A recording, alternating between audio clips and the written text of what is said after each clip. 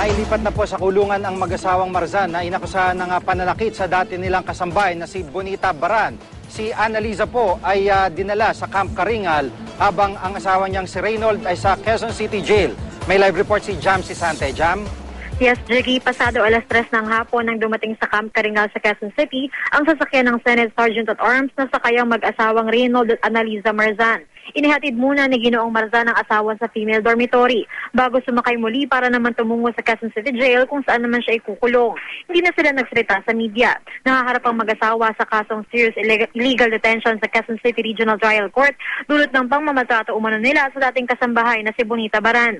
Nanggaling ang mag-asawang Marzan sa Senado kung saan ikinulong sila ng 3 araw dahil sa hindi pagsipot sa mga pagdinig ng Committee on Labor. Kahapon pa pinirmahan ni Senador Jinggoy Estrada na chairman ng komite ang release order para sa mag-asawa pero ngayon lang sila napakawalan. Kinausap daw ng abogado ng mga Marzan si Estrada kagabi at pumayag ang senador na alas 2 ng hapon ngayong Webes na lang sila ilipat.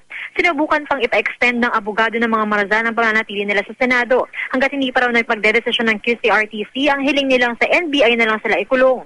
Pero sa ngayon ay hindi na sila pinagbigyan ng opisina ni Estrada. Inaakusahan ni Baran si Ginang Marzan ng pananakit sa kanya at pamamlansya umano sa iba't ibang bahagi ng kanyang katawan kasama ang kanyang mukha na naging dahilan daw ng halos pagkabulag niya. 5 taong nagsilbi sa kanila si Bonita hanggang pakawalan siya ng mga Marzan noong Mayo. Hindi na raw kasi siya mapakinabangan dahil halos hindi na siya makakita. Mariin na mga itinanggi ng mag-asawa ang mga akusasyon at sinabing maayos ang naging trato nila kay Bonita.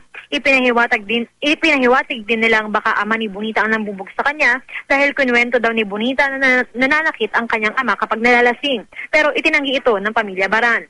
Hihilingin daw ng Senado na muling i-turn over sa kanila ang mag-asawang Marzan sakaling magsagawa muli ng pagdinig ang Senate Committee on Labor. Jiggy? Maraming salamat, Jam Sisante.